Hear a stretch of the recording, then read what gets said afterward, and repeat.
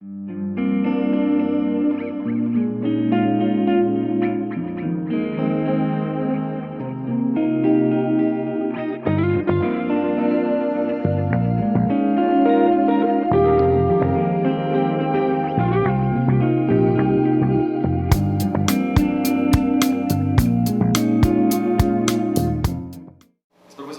Teoría de la Comunicación de la Universidad de Sevilla, acreditado catedrático de Periodismo, a través del 4 de junio de 2012, una resolución ANECA, lleva o cuenta con 2 sexenios de productividad científica y es miembro de la Comisión Permanente del Instituto Universitario de Estudios sobre América Latina de la Universidad de Sevilla, doctor en Ciencias de la Información y posgraduado en Sociología por la Universidad Complutense de Madrid.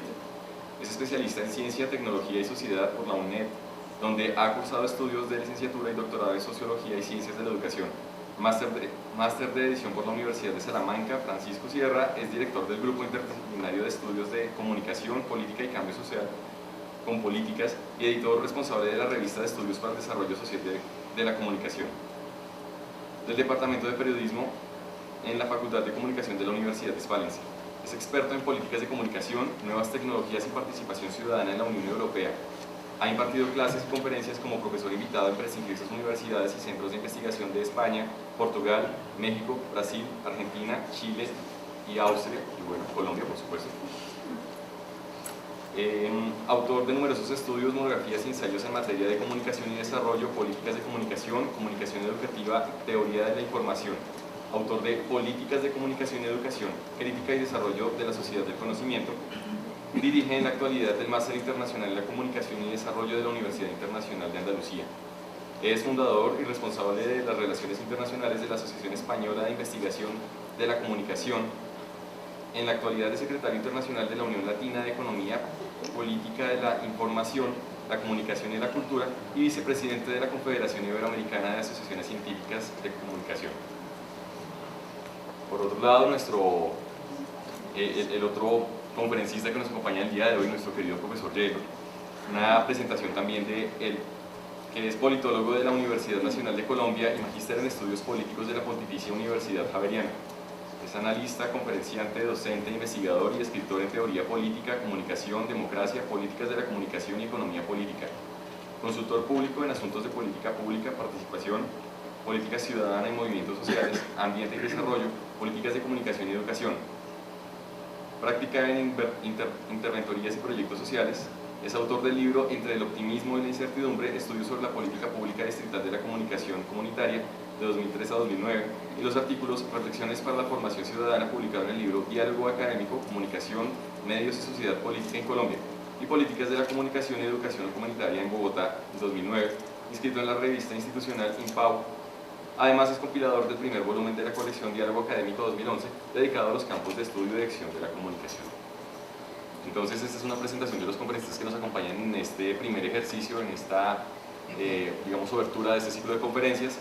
Y ahora quiero dar lugar al profesor Jaylor.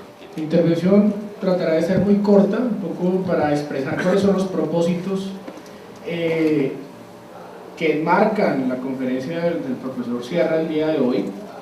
Y esta tiene que ver, uno, por el carácter del ciclo de conferencias que hoy iniciamos a nivel del Observatorio de Política Latinoamericana, y la cual implica una mirada interdisciplinaria de Latinoamérica que implica los abordajes desde distintos puntos de vista. Y la segunda es, a manera de excusa y pues privilegiando la presencia del maestro, poder ampliar el marco de comprensión del ámbito comunicativo desde las ciencias jurídicas y políticas. Entonces, desde esa última perspectiva, el hecho de ampliar la perspectiva de lo que es comunicativo en términos de campo de estudio y campos de acción que le competen a programas como los que nosotros tenemos en el marco de las ciencias jurídicas políticas. Primero, Andresito, si quieres regálame la imagen, por favor. Quiero comenzar con una pequeña anécdota que permite comprender el amplio espectro de la comunicación. Esta es la carátula del libro que sacamos el año pasado, citado por Andrés, y que pues, muy pocas veces he tenido la oportunidad de explicar cuál es el sentido de la imagen. Ustedes encontrarán ahí la imagen de ¿cómo lo llamamos en Bogotá? Un poste de luz eléctrica cotidiano, normal, que encontramos en todas las esquinas de nuestra ciudad, pero que está matizado y caracterizado de manera mediática por un altoparlante, algunos lo llamamos perifoneo, bueno, demás. Esa representación en relación con el objeto del estudio de la política pública de la comunicación comunitaria trata de revelar un aspecto propio de la sociedad, y es una premisa que los que trabajamos la materia de comunicación y política discutimos y cuestionamos a diario, es que todo acto social es comunicativo y todo acto comunicativo en esencia es un acto político. La anécdota corre en los años del 2004, cuando yo estaba vinculado para el Centro de Estudios del Trabajo, Sede Trabajo, y había sido encomendado para presentar una conferencia frente al Tratado de Libre Comercio con Estados Unidos en la localidad San Cristóbal Loma Sur, en el barrio San Cristóbal Loma Sur. En ese barrio, pues después de un ascenso de casi 30 minutos a pie, por una loma bastante alta, en un sector bastante popular de la ciudad, llegué a una casa comunal donde se iba a hacer la conferencia.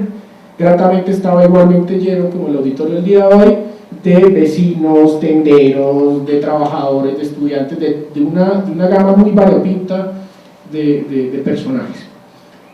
A la mitad de la conferencia alguien entra en pantuflas, en chanclas, en pantaloneta y en camisa sin mangas. Y me dice: doctor, discúlpeme, ¿es posible entrar a escucharle su conferencia? Yo le digo: pues por supuesto, siga. Pero a mí me quedó sonando como ¿por qué a la mitad de la conferencia y llega con la intención? Posteriormente al dirigente de la acción comunal le pregunté a qué correspondía este fenómeno. Me dijo: doctor, lo que pasa es que su conferencia está siendo transmitida en vivo para toda la localidad en un sistema de altoparlantes que tenemos ubicados en los postes de la luz del barrio. A mí pues me generó una doble sensación, una grata y una ingrata. La grata dije: me están escuchando todos, pero una ingrata dije: Dios mío, los estoy torturando a todos.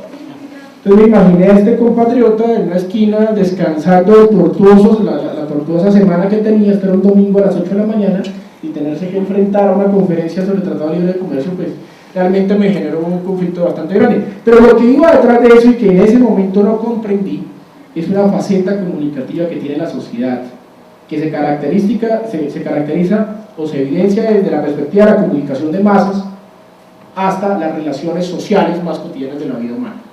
Quería iniciar por eso y un poco para aproximarlo desde la imagen. Este es uno de esos tantos postes que habitan en esa localidad. Y parto de las premisas como la que señalé: todo acto social es comunicativo y por esencia es un acto político. Ya desde la perspectiva de los estudios de ciencias jurídicas y políticas ya nos obliga de entrada a volcar nuestra mirada hacia allá. La segunda es que, se quiera o no, a veces de manera relativa o de manera absoluta, la comunicación en distintos ámbitos va a establecer o vehiculizar relaciones de poder que se pueden caracterizar en distintos momentos de la vida. La tercera premisa es que la comunicación cada vez más se hace una característica propia de la sociedad en todos sus ámbitos. La tercera es que la esfera pública tradicional, como la veníamos conociendo, cada vez se mediatiza. Y la tercera, que es para mí una de las más importantes del día de hoy y la cual explica el propósito de la conferencia y la presencia del maestro, es que debemos superar esa mirada instrumental del marketing y la comunicación gubernamental para identificar campos de estudio y de acción que nos incluya la teoría política de la comunicación, la economía política de la comunicación, los enfoques de comunicación para el desarrollo del campo social, los estudios en opinión pública y cultura política, y por último, uno de los temas que yo más trabajo, el de políticas públicas de comunicación. La tercera reflexión que ata los puntos que he señalado es que sugiero, y eso es una propuesta a nivel de facultad, se debe encaminar en el ámbito de los estudios de la comunicación en priorizar la agenda investigativa en el campo de comunicación alrededor del desarrollo de el fenómeno de la convergencia digital en Colombia y la responsabilidad que tiene el Estado y la sociedad en materia de políticas públicas en este campo. Objeto de investigación en el cual el derecho, las relaciones internacionales y la ciencia política tendrá mucho que aportar. En ese sentido, entonces, la propuesta la tendrá a cargo el día de hoy el maestro Francisco Sierra para que nos ilustre desde la perspectiva, obviamente, latinoamericana, que ha sido uno de sus fuertes de trabajo investigativo, cuáles son las relaciones, articulaciones entre estos tres campos: la política, la comunicación y el desarrollo. Cuando hablamos de desarrollo vamos a hablar principalmente de economía. Yo dejo hasta acá pues para darle paso al maestro y pues agradecerles mucho su presencia. Muchas gracias.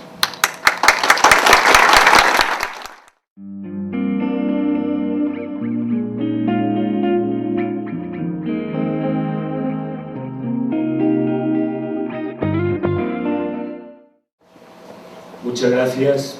Es un honor poder participar en el ciclo de conferencias que ha tenido a bien programar este semestre del observatorio, y agradezco tanto al profesor Espinatorre como a la Universidad San Buenaventura, la primera vez que tengo la honra de conocer el campus, por cierto magnífico, espero lo disfruten mucho, y participar de este espacio que creo que es central, y por múltiples motivos. Yo voy a tratar de situar el marco de esa mirada hacia América Latina interdisciplinaria y de la complejidad que implica la dimensión política hipermediatizada, a partir justamente de un caso que hoy imagino que seguirán en las noticias, ¿no? El caso Wikileaks. ¿Qué significa el caso Wikileaks? ¿Cómo es posible que un pequeño Estado pueda oponer a un gran imperio, históricamente una gran potencia colonial, en las actuales relaciones internacionales, que siguen siendo, pese a todo, pese a ese reclamo de multilateralidad, asimétricas? El caso Wikileaks nos sitúa ante varios escenarios. Primero, desde el punto de partida desde el que les voy a exponer algunas ideas o consideraciones: la centralidad de la comunicación. Y no tanto porque quien les hable sea académico o comunicólogo. Todos los académicos tendemos a observar la centralidad de nuestra disciplina, campo de estudio y materia. Cuando hablo de la centralidad de la comunicación es que gran parte de los conflictos de poder en las relaciones internacionales tiene que ver por el control de la información, o en un sentido más genérico, por la lucha de dominio del código. Y luego hablaré algo de las tecnologías de la información. El caso Wikileaks lo que ha puesto en evidencia justamente es la centralidad de la comunicación, porque la comunicación es el espacio de construcción y producción del sentido. Antiguamente hablábamos de ideología, pero estamos hablando de la determinación del espacio público y también de la subjetividad política. En un ámbito y una cultura hipermediatizada, no solo en el ámbito de las elecciones como la de Estados Unidos, paradigma de las campañas hipermediatizadas de elección presidencial, sino también en el ámbito de la cotidianidad de todos y cada uno de ustedes. Todos y cada uno de nosotros estamos colonizados por dispositivos tecnológicos, por la cultura de la portabilidad, del teléfono móvil, de nuestra computadora, de las comunicaciones en redes sociales, del intercambio de contenidos simbólicos, de socialización de flujos de información. Y en ese espacio donde se está construyendo nuestro perfil como sujetos políticos, como actores sociales, donde se están construyendo nuestras identidades. Efectivamente, el caso Wikileaks pone en el nudo gordiano de las relaciones internacionales el papel que ha tenido históricamente en el siglo XX la prensa de ocultación de las relaciones de poder entre Estados, pero más allá aún, cómo el mundo complejo en el que vivimos plantea un nuevo horizonte. Esta conclusión no es nada original. Los años 80, cuando se informatizaban las sociedades de Europa del Norte, los países nórdicos, en concreto Suecia, planteó el reto de qué sucedería en el Estado en términos de seguridad si se informatizaba toda la estructura jurídica, política, de la organización del Estado de Bienestar sueco, y también en términos económicos. Y llegaron a la conclusión de que a mayor seguridad, también mayor vulnerabilidad. A mayor control de los flujos de información y de código, mayor vulnerabilidad del Estado. Wikileaks pone en evidencia que pese al secretismo, ocultación, manipulación informativa, frente a esta lógica de concentración de los canales y medios de comunicación, incluidas las nuevas tecnologías, los estados en esta sociedad hipermediatizada tienen que hacer frente al escrutinio público y a un reto que en parte también es un mito, y es un mito constituyente de la modernidad de nuestras políticas públicas, que es el mito de la transparencia.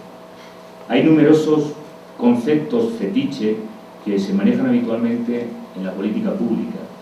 Uno de ellos fundamental es la transparencia, que es heredero del siglo de las luces y de la evolución que ha tenido nuestra modernidad. Esa idea de que toda acción de gobierno está sujeta al escrutinio público de los medios. La diferencia es que los medios, si en su origen y el periodismo era un control de los poderes públicos, hoy día, como dice Ignacio Ramonet, más bien son un poder. Y tan son un poder que en ocasiones son los medios los que gobiernan a los poderes públicos. Léase el caso británico con Rupert Murdoch y la orientación de los gobiernos que mudan. O léase en el caso de América Latina los intentos de golpe de Estado, como ha sucedido en Ecuador, o como de facto se produjo por un importante grupo mediático en el caso de Venezuela. Es decir, en torno a los medios se confluyen no solo el poder simbólico de representar y construir el espacio público, sino más allá aún la capacidad de gestionar lo público y las políticas, lógicamente, y esta hipótesis de Ramonet sería complementaria, junto al capital financiero y al gran capital industrial. Por eso decimos que la centralidad de la comunicación en fenómenos o casos polémicos como Wikileaks habla de varias transformaciones importantes en el que la comunicación ha tenido un papel central. Transformaciones, lógicamente, de lo que considerábamos espacio público y espacio privado. Transformaciones de la estructura del Estado y su representación. Hoy, en la era de Internet, vivimos una crisis de legitimidad y de representatividad. En Chile, el movimiento estudiantil, teniendo en contra todos los medios y los poderes públicos del Estado, tienen un 80% de aceptación de la opinión pública. Algo está mudando en la centralidad y control del código y de la comunicación en las democracias de nuestros países. Igual podríamos poner numerosos ejemplos. Para señalarles solo, vamos a destacar dos. Caso México, movimiento de los estudiantes, 132, o caso España, 15. Los medios siempre estuvieron en contra de las reivindicaciones sociales, desarrollaron su agenda temática de acuerdo a los principios dominantes, siguiendo el guión escrito del gobierno. Son históricos los análisis de dependencia de los medios de la agenda gubernamental. El ejemplo extremo sería Estados Unidos. Pero ¿qué ha sucedido para que en la era de la hipermediatización, en la era de Internet, la esfera pública se construya de otra manera? Pues entre otras razones que los medios de comunicación ya no son un instrumento simplemente. La comunicación ya no es solo propaganda, es también intercambio, es interacción y es construcción. El lema de la cultura digital, sé tú un medio de comunicación, significa que cada actor, cada sujeto político es hoy no solo consumidor de información, también productor de contenidos simbólicos. Podría indicarle numerosos ejemplos que demuestran justamente que esta centralidad nos sitúa ante un nuevo escenario, complejo, que está obligando a tomar posiciones distintas a campos autónomos de la actividad social. El ejemplo de la política es evidente y luego en el coloquio podemos discutir el caso del 15M o del movimiento de los jóvenes estudiantes en México, que está alterando la construcción de la agenda política en una realidad, como es el caso de México o como el caso de España, hiperconcentrada de poder, con falta de pluralismo en los medios y que sin embargo la ciudadanía logra, a través de otras prácticas alternativas de comunicación, romper ese orden. Pongamos el orden también del derecho. Hoy día el poder judicial en la mayoría de los países se enfrenta al reto de los llamados juicios mediáticos. Se encuentran con el reto de ejercer su autonomía de decisión judicial ante el juicio de la opinión pública. Y no solo en Estados Unidos, con el caso Simpson y otros anteriores, la opinión pública y la mediatización ha llevado a reformular incluso leyes penales de acuerdo a la presión de la opinión y de los medios que construyen esa opinión. Por tanto, ya el ámbito jurídico no puede tener la autonomía relativa, o casi en algunos casos absoluta, dependiendo de la tradición de un Estado o nación, que sostenía antes de la centralidad de los medios de comunicación. Pero el más determinante de las esferas de actividad humana que condiciona esta centralidad de los medios tiene que ver con la economía. Estamos hablando de comunicación, política y desarrollo. Desde hace una década, los discursos dominantes de la mayoría de nuestros países sobre sociedad de la información, la cultura digital, dan cuenta de una nueva lógica económica, que depende del código en un sentido amplio, de información y de conocimiento que circula por las nuevas redes de telecomunicaciones. Dos conceptos se han impuesto en las políticas públicas de nuestros gobiernos: el concepto de innovación social y el concepto de creatividad, junto con la idea de capital social. Es decir, todos los elementos que componían o formaban parte de la cultura, de la identidad, de lo que Marx denominaba como actividad social improductiva. La educación, la cultura, la ideología, no contribuye directamente a la riqueza y a la productividad. Pues bien, hoy en nuestras sociedades, en el postfordismo, en las nuevas sociedades capitalistas, la innovación, la creatividad, el capital social, en otros términos, la dimensión inmaterial, simbólica, que depende básicamente de la comunicación, ocupa un papel central en la riqueza de las naciones. Todos los gobiernos, y el ejemplo más claro es el de Tony Blair con la política de industrias creativas o la propia UNESCO, insiste en estos clústeres o fusiones, convergencias de actividades inmateriales: diseño, moda, industrias electrónicas, nuevas tecnologías de información, software, hardware y, por supuesto, evidentemente, la comunicación como la hemos entendido tradicionalmente, como actividad de contenidos periodísticos, de actualidad, de entretenimiento, de shopping. En este escenario, la innovación y la creatividad plantea varios aspectos significativos sobre gobernanza y la crisis del ejemplo que señalaba al principio de Wikileaks. Voy a poner algunas consideraciones para que tengan claridad al respecto, porque creo que es significativo esa dimensión económica. En el ámbito, en el plano político, jurídico, cultural, es evidente la centralidad de la comunicación. Quizá para los que estudiáis ciencias políticas o derecho no tengáis tan definitivamente claro la determinación de la economía por parte de la comunicación. Y les voy a poner un ejemplo muy claro. Probablemente ustedes conozcan a un señor muy simpático y agradable, salvo que no trabajen para un medio de su propiedad, que es el señor Rupert Murdoch. ¿Saben quién es Rupert Murdoch? ¿Sabe qué está sucediendo en Colombia con Rupert Murdoch? Sí, acaba de comprar escenarios de proyección de comunicación en Colombia. Es importante lo que está sucediendo en Colombia, porque quien tenga ese poder mediático tiene mucho poder en Colombia. Pero el problema de Rupert Murdoch es que no se conforma con tener un dominio, una posición hegemónica en Colombia, como podrán imaginar. Si ustedes analizan qué participación tienen las empresas de Rupert Murdoch con Wall Street Journal, saben que es un periódico decisivo para marcar la agenda económica global. Si además analizan qué participación accionarial tiene el señor Rupert Murdoch con la agencia de noticias Reuters, la principal agencia de información económica global,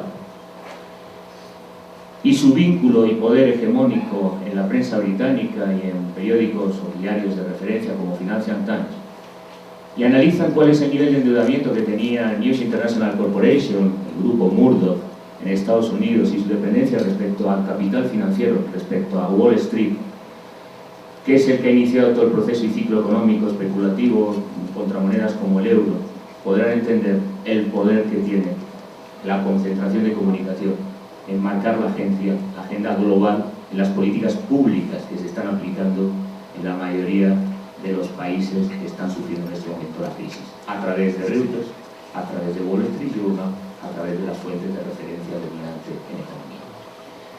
No les voy a explicar muy en detalle, pero un rumor o una información falsa o sesgada tiene la capacidad de generar miles de millones de beneficios en operaciones de ataque especulativo a través de estos medios de comunicación. Ustedes pensarán, bueno, esta es la versión tradicional de la centralidad de la comunicación en la construcción de esfera pública. Cuando yo hablaba de la centralidad de la comunicación, no me refería a esta realidad que ya data desde los años 80. En los años 80, en pleno neoliberalismo, el sistema financiero internacional empieza a depender de las telecomunicaciones y de las redes de información electrónica. Y los mercados empiezan a desarrollar flujos de capitales y transferencias en esa revolución conservadora reaganiana como nunca antes. No me refiero a ello, me refiero a algo más complejo. Me refiero a que hoy se denomina la sociedad de la información y del conocimiento como la era del capitalismo inmaterial o del capitalismo cultural o de la era del capitalismo cognitivo. Las denominaciones son múltiples, me da igual que hablen de sociedad red, para hablar de las empresas red, como hace Castells, o que utilice otras definiciones, como algunos compartimos, como Negri, Hart, sobre capitalismo cognitivo. En cualquier caso, dependemos cada vez más de la dimensión inmaterial, del trabajo inmaterial y del código, información y conocimiento, que depende de la comunicación, depende de los medios de información y de las redes de telecomunicaciones. En este escenario se ha dado un proceso interesante, sugerente. Hay un autor clásico que influyó mucho en el pensamiento de comunicación a principios del pasado siglo XX, Gabriel Tarde, que él hablaba de la opinión pública y el impacto que tenía la opinión pública, de los antiguos psicólogos de las multitudes que pensaban que con la prensa de masas, con la radio masiva, con el cine de masas como espectáculo para las audiencias, se podía lograr un efecto de contagio. Si alguien mostraba cierto comportamiento en las pantallas, de cine, en la radio, en la prensa, la gente por imitación iba a seguir ese comportamiento. Los estudios de comunicación demuestran que no son tan unilaterales o los efectos no son tan directos. Pero lo interesante del trabajo de Gabriel Tarde, al estudiar la opinión pública, el impacto, es que anticipó una hipótesis que hoy es de viva actualidad para los estudios de economía y de desarrollo. Y él tiene una frase que es lapidaria e ilustrativa del momento en el que estamos viviendo. Él señalaba que con el concepto de la Escuela de Frankfurt de Industria Cultural, la cultura empezaba a funcionar como cualquier otro sector económico, con una racionalidad puramente industrial, capitalista. Producción en serie, en cadena, estandarización, división del trabajo. Era la hipótesis de la Escuela de Frankfurt. Pero apunta Gabriel Tarde. Ahora bien, también la economía empieza a imitar los modos de producción del arte y la cultura. Y esto es lo que ha sucedido en este tiempo, que el diseño, que la producción inmaterial, que los elementos que tienen que ver con lo simbólico, con la creatividad, valores clave para el desarrollo económico, están determinando justamente toda posibilidad de ampliación y desarrollo económico. Algunos hablan de economía virtualizada, de economía casino, justamente por esta dimensión virtual, como fue la crisis de los .com hace unas décadas, justamente por esa dimensión especulativa que tiene que ver con lo virtual, con lo simbólico, con lo inmaterial. Pues esta idea nos vincula economía y cultura, y la comunicación mediando esos procesos entre lo material y lo inmaterial, entre la infraestructura tecnológica, los desarrollos de producción y riqueza, y la dimensión que tiene que ver con identidades, con lo simbólico, con nuestros imaginarios, con lo que soñamos. En este escenario, por eso estamos hablando de una transformación radical de la comunicación, de la esfera pública, de los sujetos, de los actores económicos en esta dimensión. Y de ahí la importancia de conceptos como capital social, las externalidades positivas. Discursos como el de Richard Florida, de ciudades de talento, que va a determinar el desarrollo, están asociados a esos aspectos. Es decir, estamos observando grandes cambios en la economía y el desarrollo en su conjunto. Lógicamente, las políticas de comunicación no surgieron con este planteamiento. Este es el nuevo horizonte en el que nos situamos. Y tampoco los estudios en políticas de comunicación, no solo en América Latina, globalmente, tienen una larga trayectoria. Por primera vez se empieza a hablar seriamente de políticas públicas a mitad de la década de los 70, fruto de la crisis de los países del sur, fundamentalmente de América Latina, que reivindicaron que no puede haber desarrollo por las telecomunicaciones sin políticas nacionales de comunicación. Año 1975, primera conferencia intergubernamental de políticas de comunicación convocada por la UNESCO en San José de Costa Rica. Es decir, teóricos críticos latinoamericanos como el boliviano Luis Ramiro Beltrán tenían claro que las telecomunicaciones, pese a la difusión de innovaciones, no iba a lograr el desarrollo local y regional. En Colombia vivieron el caso del SERLA, el Sistema de Educación Regional Latinoamericano, un proyecto boicoteado por Estados Unidos que seguía necesitando la dependencia tecnológica y económica de los países del sur, que siguieran comprando tecnología estadounidense o que siguieran alquilando la señal de telecomunicaciones norteamericana. Y mucho menos que hubiera cooperación en los países del sur, de la Comunidad Andina o de Convenio Andrés-Bello para hacer políticas de cooperación e industria cultural regional. Bueno, desde ese momento hasta nuestros días ha habido grandes avances. En principio, las políticas nacionales de comunicación surgen con tres objetivos básicos, fundamentales. Primero, lograr esa autonomía tecnológica. Y esto es vital, os anticipo un problema. Ustedes pueden informatizar sus escuelas, pero si no producimos la tecnología, tenemos un problema de seria dependencia tecnológica. Una política de comunicación necesita pensar, como ha hecho Brasil. Lamentablemente Colombia no ha asumido esa norma. Cuando pensaba la televisión digital terrestre, vamos a pensar en una norma que contribuya al desarrollo industrial. Las tecnologías no son canales neutrales que circulan la información sin más. Es industria, es economía, es cultura y es desarrollo. Pues primero, tenemos dependencia tecnológica, necesitamos autonomía, vamos a hacer una política pública para que no tengamos una dependencia de las telecomunicaciones del norte, tener nuestra propia industria de telecomunicaciones. Segundo y fundamental, y aquí hay una crítica, contenidos. Si no tenemos la paradoja de países como México, hablamos de un Estado revolucionario que apuesta por el campesinado y los indígenas, pero gran parte de los contenidos de Televisa no muestran población indígena. No solo eso, sino que muestran un estereotipo de belleza, un arquetipo de belleza blanco, anglosajón y protestante. Entonces, tendremos que pensar los contenidos si hablamos de identidad, de proyecto nación, de constitución, de independencia, de soberanía. Si nuestro padre de la patria es Benito Juárez, tendremos que pensar dónde está Benito Juárez en la pantalla de Televisa, porque no está, y se le espera. Por tanto, habrá que definir políticas de contenidos en la información, en el entretenimiento, y esto implica también politizar contenidos de ocio, como por ejemplo los videojuegos, que es industria, no solo tecnológica, sino también de producción de imaginario de identidades instintivas. Analice, por ejemplo, los videojuegos respecto a la imagen que se proyecta en Colombia en los videojuegos. Eso es política cultural, eso es desarrollo, eso es construcción de subjetividad política, de soberanía, de política pública. Segundo, por tanto, los contenidos, de manera fundamental. Tercero, el tema de la democracia y el acceso, la participación de la ciudadanía, el acceso público al consumo. Un proyecto moderno es aquel que defiende un acceso equilibrado, igualitario, formalmente plural, en cuanto a canales y oferta cultural por parte de los ciudadanos. Conforme en los años 80 se implantó en toda América Latina la televisión por cable, tenemos una sociedad estratificada en dos grandes velocidades, como ahora con la cultura digital. Aquellos que tienen el ancho de banda, contenidos específicos de alto nivel, de calidad, y aquellos otros que solo pueden ver la oferta en abierto, de manera restrictiva, con una limitada oferta programática y de contenidos. Por tanto, el consumo es un problema político.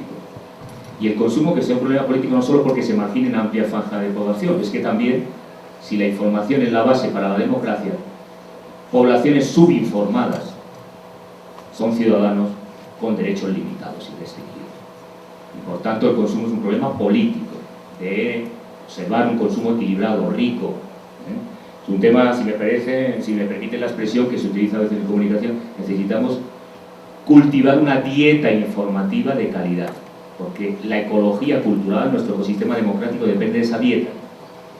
Si el 90% de la población solo ve espacios como Gran Hermano, tenemos un serio problema de democracia. Un serio problema de democracia. Y no significa que no pueda existir Gran Hermano, significa que si el 90% ve solo este tipo de contenidos, hay un problema de desequilibrio cultural en términos de ecologías de vida, de ecología social. Y por tanto es un problema político que hay que discutir. O en ejemplos como el caso de México citado, en el que puede haber una prensa de izquierdas como La Jornada, pero justamente porque el nivel de alfabetismo y el nivel de acceso a la prensa es limitado a menos del 10% de la población. Por lo tanto, el 80% solo se informa exclusivamente por un duopolio televisivo formado por Televisa y Televisión Latina.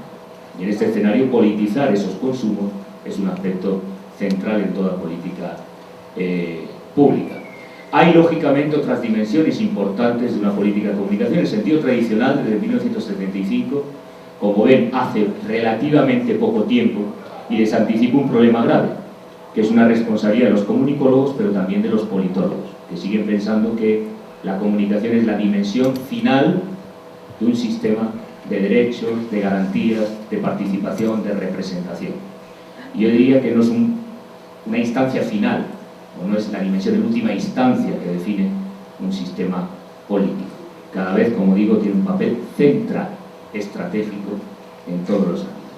Y en ese sentido hay poco conocimiento e investigación sobre políticas, por dos razones. Una, si hasta 1975 un organismo como la UNESCO no debate que es importante las políticas intergubernamentales en materia de comunicación, ya es indicativo de que tenemos pocos años debatiendo.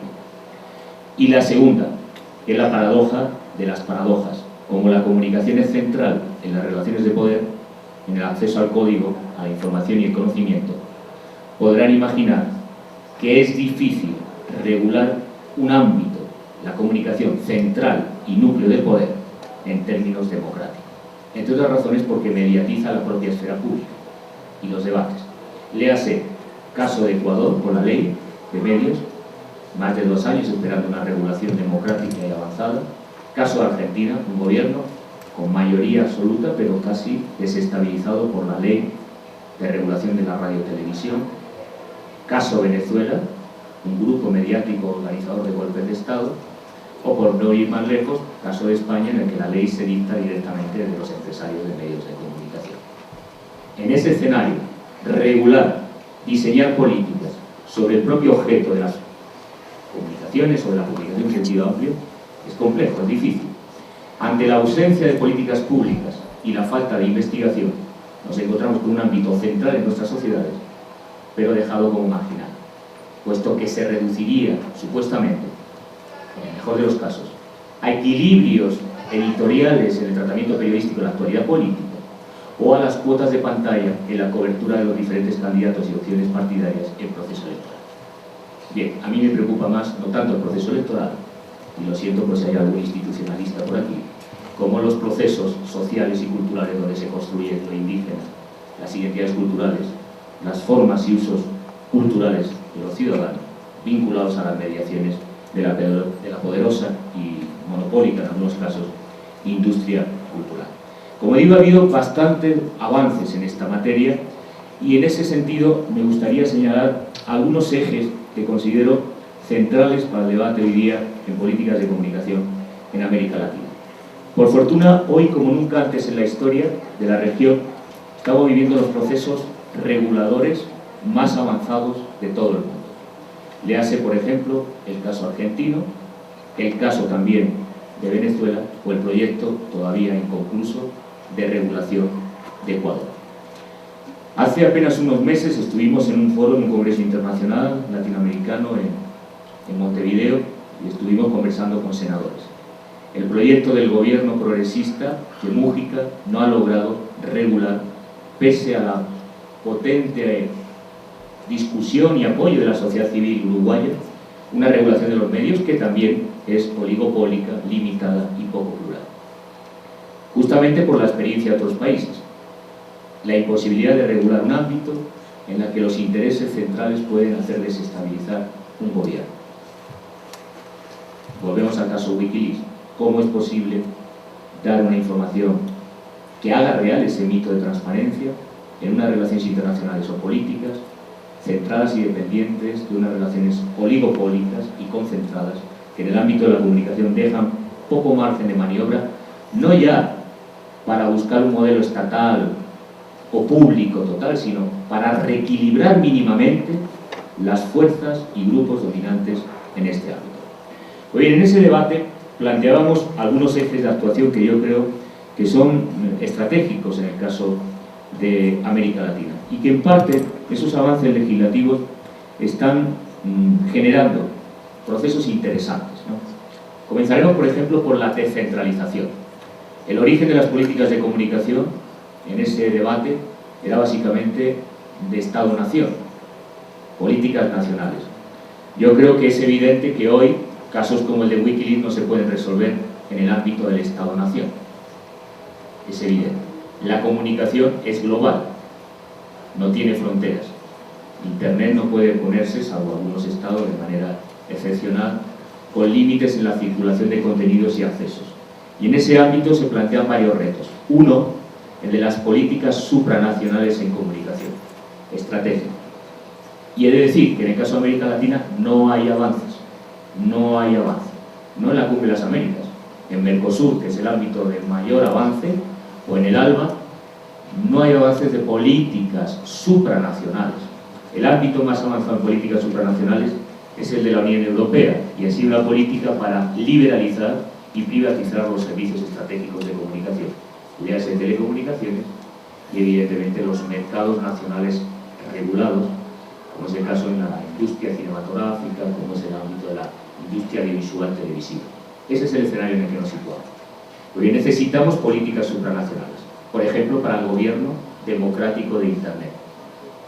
No es cierto que Internet sea libre, autónomo y que nadie lo puede regular. Estados Unidos ha peleado fuerte con Europa para una regulación democrática de Internet, por señalar ese ámbito.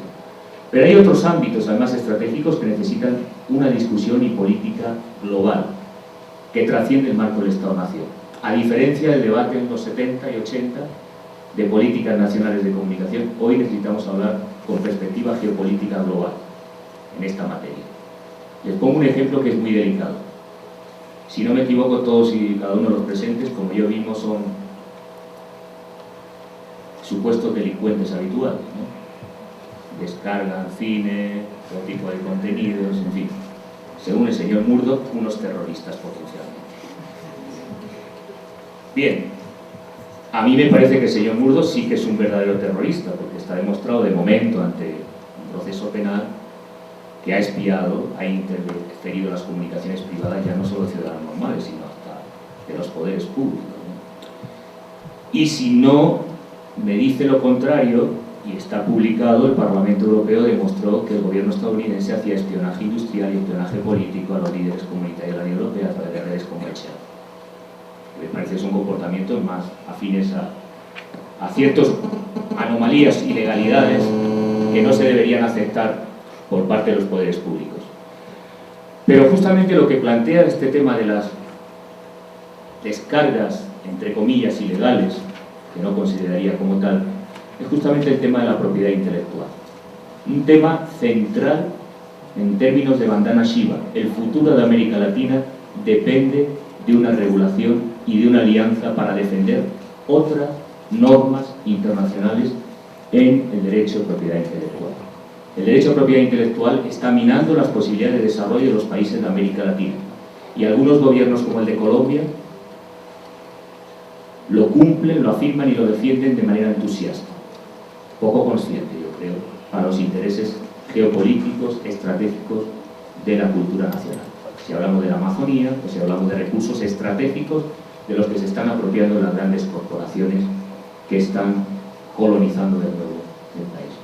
Porque la propiedad intelectual tiene varios aspectos que hay que politizar de manera clave. Estamos hablando de la sociedad de la información y la sociedad del conocimiento y, sin embargo, hay intentos de estos monopolios y oligopolios como el del señor Rupert Murdoch de que paguemos por consumo, incluso en el caso de la Unión Europea, por préstamos de libros, como se planteaba en una directiva que afortunadamente al final no fue cumplida, no se aprobó. Pero este es el proyecto de las grandes corporaciones. Algunos incluso situaron al señor Steve Jobs como un gran ídolo de masas, ¿no? Como un gran estratega y un futurista. Pero Apple, es también un monopolio que cerca, limita los consumos, como alguna literatura de ciencia ficción ideal que anticipa cómo sería nuestro futuro, en el que trabajamos para una fábrica y consumimos productos que esa misma fábrica produce para nosotros. Los monopolios, los derechos de propiedad intelectual amenazan el desarrollo y la autonomía de los países del sur. Un teórico de la economía de información, que se dedicaba al desarrollo de las industrias culturales, nada sospechoso de una perspectiva crítica, Fritz Maslow, en 1958 ya anticipó que el sistema de patentes amenazaba las condiciones de desarrollo de los países del tercer mundo y que recomendaba a los países del tercer mundo no asumir el sistema de patentes. El sistema de propiedad intelectual, por tanto, es un tema estratégico en las políticas públicas de comunicación en nuestros países, fundamental. Ahí se dirime el futuro de la democracia en nuestros países, en ese ámbito estratégico. Y no es casual que cuando se firman los tratados de libre comercio, lo primero que procura Estados Unidos es que los países firmen y cumplan íntegramente las condiciones que fijan de propiedad intelectual, a través de la Organización Mundial del Comercio y los intentos que ha hecho Brasil y algunos países por mudar esas normas que perjudican a los países del sur no se ha logrado. Claro, parece que estamos hablando de cine, de consumo, de descargas ilegales, no, es mucho más complejo, que abarca el código de recursos naturales estratégicos en la Amazonía, a la riqueza material, natural, de nuestro desarrollo, frente a estos modelos de expropiación de la información y del conocimiento. Es decir, nos convertimos simplemente en proveedores de información y dependientes de los productos y mercancías culturales o elaboradas que nos venden desde el norte. Por tanto, este segundo eje de propiedad intelectual estratégico. Hay un tercero muy interesante, que por lo que veo aquí en Colombia apenas no se está dando, pero creo que debería darse. Las políticas de comunicación no son solo estatales. Las políticas de comunicación se pueden hacer en el ámbito subestatal. El libro, el estudio de la investigación del profesor Espinel Torres apunta en esa dirección. El distrito, en la política distrital se puede hacer políticas de comunicación. En lo local se puede hacer políticas de comunicación, no solo en lo nacional o en lo global. El ámbito de la región, aquí lo denomináis departamento, y el ámbito de lo local es estratégico para construcción de espacios de ciudadanía, para reivindicar los derechos de acceso a las nuevas tecnologías, de políticas culturales, de participación ciudadana, de creación de industria y de promoción de la economía inmaterial. Estratégico, ya se está haciendo, con patrones más o menos liberales o mercantiles y con poca política pública activa. Necesitamos políticas activas en nuestros países. Chile ha empezado ese proceso de descentralización territorial. Empieza a articular economía cultural en las regiones. Empieza a descentralizar en un sistema hiperconcentrado. Una de las características de la modernidad latinoamericana es que los sistemas e industrias culturales están hiperconcentradas. En Argentina el 60% más de la producción cultural está concentrada en Buenos Aires y en la gran provincia central. Y el resto, un páramo, un desierto. Si es verdad la hipótesis que aquellas ciudades y territorios que estén conectadas a las TIC, a los flujos de información y conocimiento, tendrán posibilidades de desarrollo, necesitamos políticas públicas activas que generen espacios de ciudadanía y participación y, lógicamente, también posibilidades de desarrollo. En cuarto lugar, ¿qué papel tiene el Estado en la era de Internet? ¿O es que no debe existir el Estado? Aquí tenemos un debate duro con los autonomistas, imagino que habrá mucha gente partidaria de la autonomía por acá, que piensan que como el Estado, por definición, históricamente, siempre ha tenido una función coercitiva, una comunicación de las multitudes inteligentes online, en línea, conectadas, requiere que el Estado esté fuera. Pero claro, este precepto puede casar muy bien con la lógica neoliberal de que la política pública que no existe es la mejor política de comunicación. Si el mercado se autorregula, la gente accede, Internet es neutral, no es necesaria política pública. Salvo que tengamos que financiar a la gran industria cultural. Por ejemplo, comprar ordenadores para implantarlos en los colegios a las grandes corporaciones transnacionales de producción de tecnologías. Adaptar software o impulsar el apoyo, como en España se estaba debatiendo, a los periódicos porque la gente no lee periódicos, el negocio o consumo de Internet ha disminuido radicalmente el número de ventas de ejemplares. Entonces ahí sí el Estado interviene. Bien, yo creo que la clave en este ámbito no es plantear la dicotomía Estado-mercado. Lo importante es que si estamos hablando de democracias y de espacio público, necesitamos que las políticas de comunicación del Estado generen dominio público. Y esto no significa que los medios sean de propiedad estatal, pueden ser de propiedad estatal pero gestión social por la propia sociedad civil. Pero necesitamos dominio público, necesitamos regulaciones que amplíen este dominio y no como sucede en la mayoría de países, salvo casos como señalado en América Latina, se restrinja o limite el espacio de dominio público. Por poner un ejemplo, Inglaterra o España, convergencia digital, televisión digital terrestre, si antes la participación de canales públicos era en torno al 50-60%, tras la implantación de la TDT se ha reducido al 30-40%.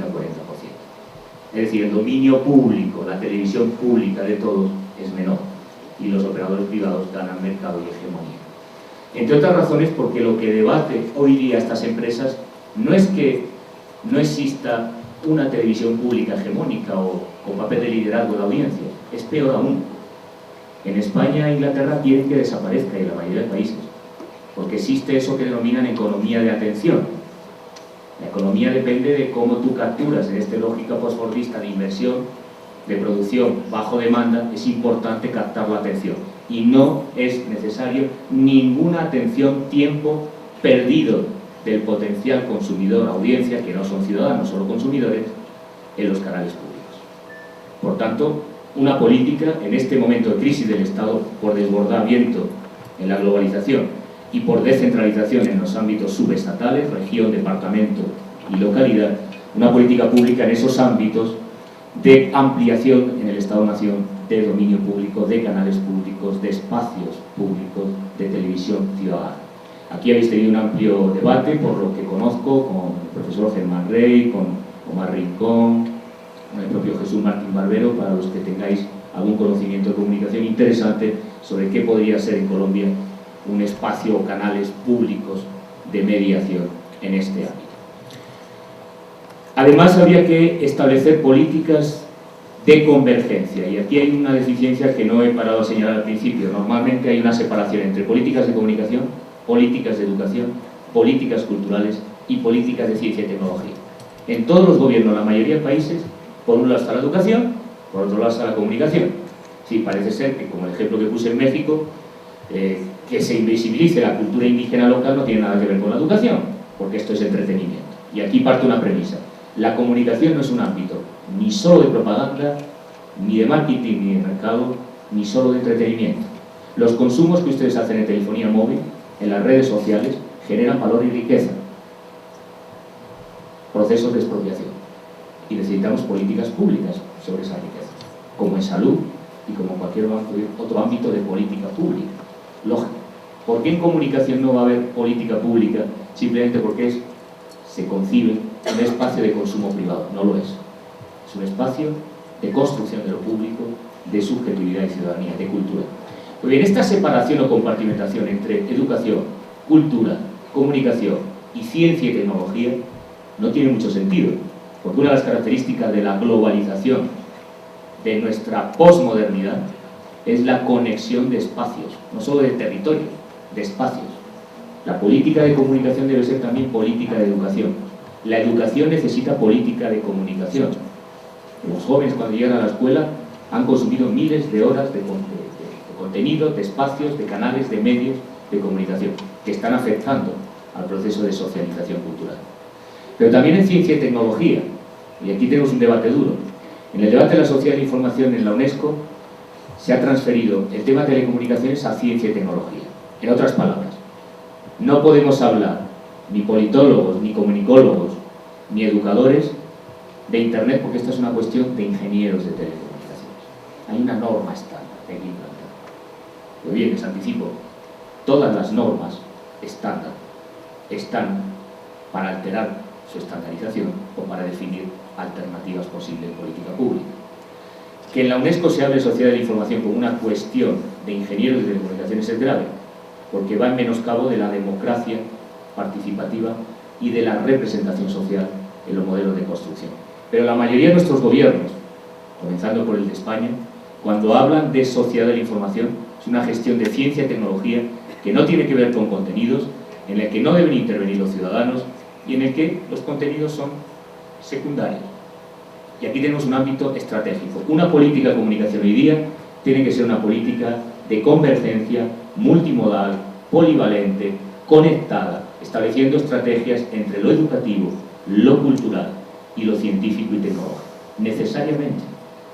Sin embargo, los debates en Argentina, en Ecuador, en Venezuela, en Chile, en México, siguen tratando la política de comunicación como el problema de los contenidos y la representación, de que el PRI fue beneficiado por Televisa y los candidatos de la oposición invisibilizado. Evidentemente esto es central para la política y para la democracia, pero hay otras muchas dimensiones estratégicas, fundamentales, claves, que tienen que ver con la inserción, por ejemplo, de México en el Tratado de Libre Comercio, sus políticas hegemónicas, su dependencia y la deriva que lleva el país, justamente por un oligopolio que obedece a ciertos intereses macroeconómicos ajenos a los intereses de desarrollo nacional.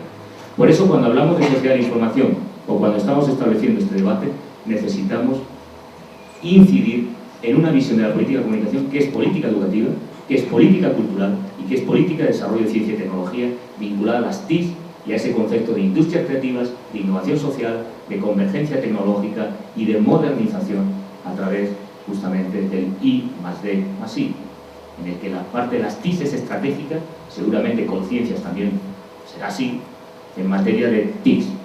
Es decir, tenemos que dialogar y participar más con ingenieros y con técnicos informáticos, con ingenieros de informática en esta materia. Y termino con un último punto en la agenda que me parece estratégico y que afortunadamente en los últimos años ha habido un cambio significativo en América Latina, que es el problema de la diversidad cultural.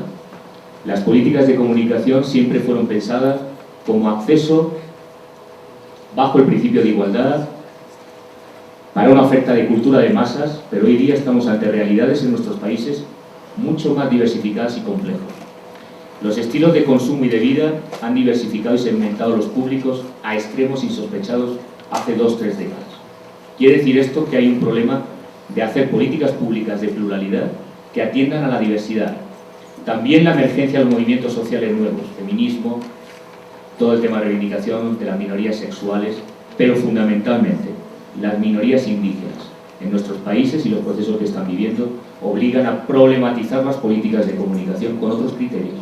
Por poner un ejemplo, estados que en los 80 tuvieron una posición política progresista respecto a la democratización de la comunicación, como es el caso de México, nunca tomaban en consideración el papel de los indígenas, salvo para dejarles unas pequeñas frecuencias perdidas en la selva para que se conectaran, cultivaran su lengua, pero nunca planteaban el debate de que los grandes canales masivos debían tener la voz de esos indígenas, debían tener un modelo de plurinacionalidad compleja, dialógica y conflictiva en el que haya debate, diálogos de saberes y de culturas. Y este reto de la diversidad es todo un giro de 180 grados en las concepciones de la política pública en comunicación. Sin embargo, hasta la fecha, ni tenemos teorizado, ni en la práctica tenemos ejemplos emblemáticos de sistemas nacionales de comunicación plurales, diversos, que atiendan a los diferentes sectores sociales, con participación y acceso de la ciudadanía y de las diferentes minorías, y que traten, de algún modo, de dinamizar toda la riqueza, toda la diversidad cultural que tenemos en nuestros países. Ustedes saben que Colombia, que toda América Latina, es una de las regiones de mayor riqueza cultural.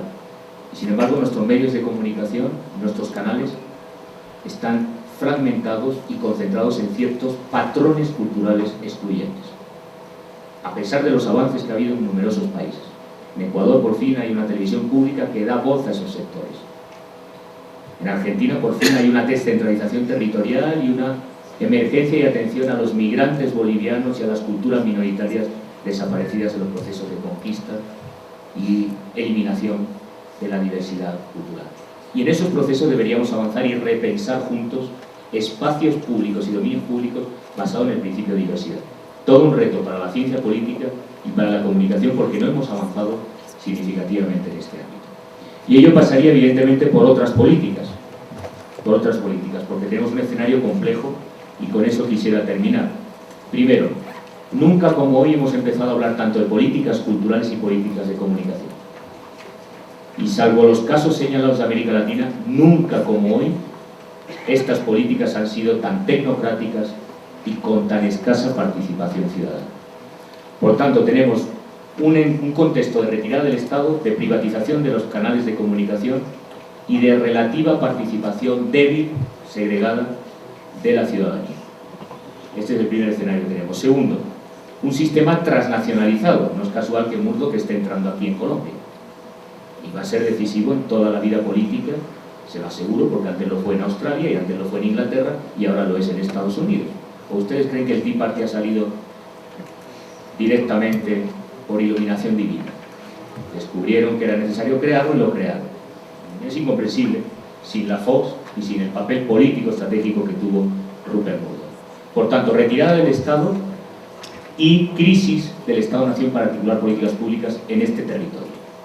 En algunos ejemplos, como Europa, es muy evidente por la integración supranacional. Un sistema, por tanto, transnacionalizado. En tercer lugar, un sistema de comunicación complejo. El caso Wikileaks demuestra no solo la centralidad de la comunicación, sino la complejidad de esta comunicación. Lograron mostrar, incluso en medios masivos como el diario El País, lo que estaba sucediendo gracias al acceso de las nuevas tecnologías. Eso da cuenta de la posibilidad de que todo un país como en Chile, pese a tener los medios en contra, logre movilizarse y mantener durante meses una reivindicación justa y necesaria.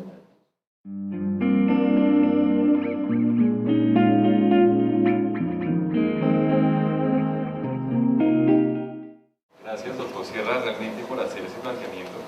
Y antes de comenzar al espacio de preguntas abiertas, yo quisiera, desde mi perspectiva de estudiante que sigo siendo, hacer un intento de concatenación entre lo que acabamos de escuchar, de lo que acabamos de escuchar del profesor Sierra con algunos de los factores que caracterizan nuestras tres carreras.